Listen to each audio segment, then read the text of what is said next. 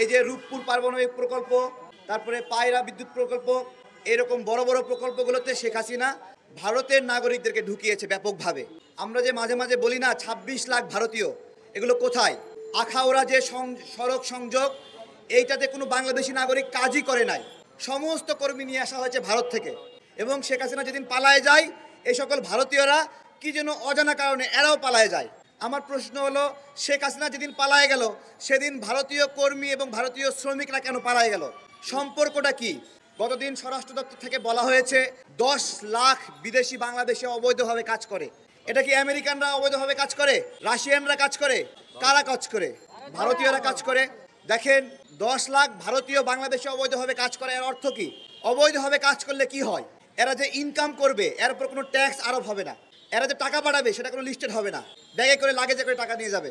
এটা যে বাংলাদেশকে কতটুকু ভিতর থেকে খেয়ে ফেলে তা আমি বোঝাতে পারবো না। ফেনীতে যে ৯০০ একর জায়গা দিয়েছে এবং চট্টগ্রাম বন্দরের এখানে ১১০ একরের মতো জায়গা দিয়েছে শেখ হাসিনা ভারতকে। এইখানেই শেষ নয়, এখানে অনেক অবৈধ ইন্ডিয়ানরা অবস্থান করছে।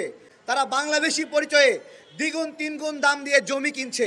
আমার কথা হলো যে দ্বিগুণ তিনগুণ দাম দিয়ে জমি কেনার অর্থ কি? কেন ভারতীয়রা দ্বিগুণ দাম দিয়ে এখানে জমি কিনছে? আমরা যারা তাদের কাছে দ্বিগুণ দাম পেয়ে লোভে বিক্রি করছি, নিজের মাতৃভূমিকে কতটা বিপদে ফেলছি আমরা কি খেয়াল করেছি? আমরা খেয়াল করিনি। আমরা একটা ফেস্টুন বানিয়েছি। ফেনীতে আমরা একটা স্থায়ী সেনাবাহিনী চাই, স্থায়ী সেনাঘাঁটি চাই, সামরিক ঘাঁটি চাই। এবং একটা তথ্য দিচ্ছি, দেখেন, ফেনীতে একটা বড় বিমানবন্দর ছিল। সেই বিমানবন্দরে অনেকগুলো বিমান লুকায় রাখা যেত। এত বড় বিমানবন্দর, বিমানের জন্য বাংকার না কি বলে, এটা ব্রিটিশ পিরিয়ডে হয়েছিল। অদ্ভুত কারণে সেই বিমানবন্দর চলে না, চালু নাই। কেন চালু নাই আমি জিজ্ঞাসা করছি। এবং এই বিমানবন্দর যেন কোনোদিন চালু না হয় সেই জন্য বিমানবন্দরের মাঝখানে একটা কলেজ স্কুল স্থাপন করা হয়েছে। আজীবনের জন্য মৃত ঘোষণা করা হয়েছে বিমানবন্দরকে। আমার প্রশ্ন হলো, তদন্ত করতে হবে এইটাও ভারতের সেই আগ্রাসনের ষড়যন্ত্রের শিকার কিনা। শুধু তাই না, কুমিল্লা বিমানবন্দর, এই বিমানবন্দরের মাঝখানে কুমিল্লা ইপিজেড করা হয়েছে যাতে করে কোনোদিন এই বিমানবন্দর চালু না হয়। এমনইভাবে পরিত্যক্ত ঘোষণা করা হয়েছে লালমনিরহাট বিমানবন্দর।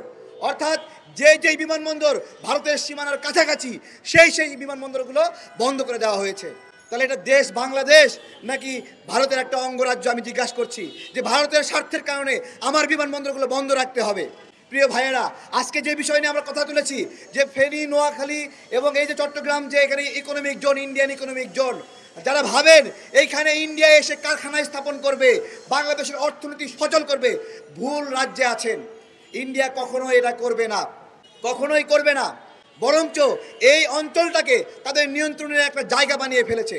তাদের যে ত্রিপুরা এই অঞ্চলটা রয়েছে, এই অঞ্চলের জন্য তাদের একটা অ্যাক্সেস পয়েন্ট দরকার। শেখ হাসিনা রাস্তা দেওয়ার বদলে পুরা জমি মাঠ সহ সব কিছু দিয়ে দিয়েছে এখানে। আজকে একটা জিজ্ঞাসা করি, রাঙ্গামাটি থেকে শুরু করে সিলেট পর্যন্ত মাত্র 45 কিলোমিটার দূরত্ব।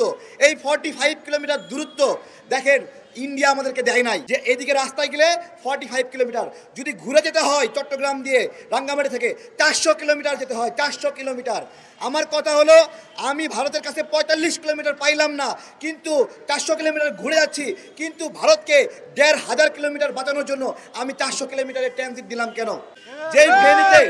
যেই ফেনী চট্টগ্রাম মিরসরাইয়ে ইকোনমিক জোন দিয়েছে শেখ হাসিনা, আমি একটা শেখ হাসিনাকে জিজ্ঞাসা করছি, আপনি কি এই বাংলাদেশের সন্তান এরকম সাংঘাতিক কাজ করলেন কিভাবে?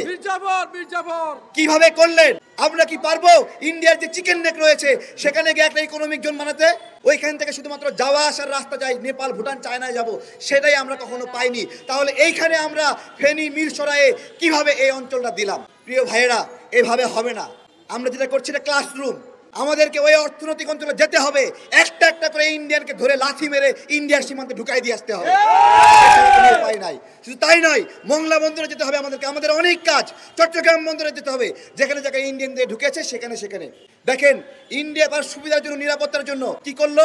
চট্টগ্রাম বন্দরের অ্যাক্সেস নিল, মংলা বন্দরের অ্যাক্সেস নিল। অথচ এখানে ভুটান, নেপাল রয়েছে, তারা দীর্ঘদিন বলেছে তারা একটু বাংলাদেশের চট্টগ্রাম বন্দর ব্যবহার করে, মংলা বন্দর ব্যবহার করে তাদের দেশে মালামাল দিবে। ইন্ডিয়াকে অনুরোধ করেছে, বাংলাদেশকে অনুরোধ করেছে, ইন্ডিয়ার কাছ থেকে সেই অনুমোদন নিতে পারেনি। তাহলে ইন্ডিয়া কোনোদিন কাউকে দেবে না, শুধুমাত্র নিজেরাই নেবে। আমরা এই নীতিকে কতটুকু সমর্থন করতে পারি? সোজাসুজি আমাদের হিসাব করার সময় এসেছে। ক্ষমতায় আছে ইউনূস স্যার। গতকালকে ইউরোপীয় ইউনিয়নের সকল দেশের প্রতিনিধি প্রতিনিধিকে নিয়ে বসেছে। এইটা এর আগে শেখ হাসিনা যখন ক্ষমতায় ছিল, ভারত ইউরোপীয় ইউনিয়নের প্রতিনিধিদেরকে নিয়ে বাংলাদেশের বিরুদ্ধে ষড়যন্ত্র করে ভারতে মিটিং করেছিল। ইউনূস স্যারকে ধন্যবাদ জানাই। ওই প্রতিনিধিদেরকে উনি বাংলাদেশে এনেছেন এবং বাংলাদেশে বসিয়ে বাংলাদেশের স্বার্থ কাজ করেছেন এবং মিটিং এর একদিনের মধ্যে 8টা দেশের ভিসা প্রসেসিং বাংলাদেশে শুরু হয়ে গেছে। সুতরাং আমরা স্লোগান দেব, ইউনূস না মোদি, ইউনূস না মোদি, দিল্লি না ঢাকা, দিল্লি না ঢাকা।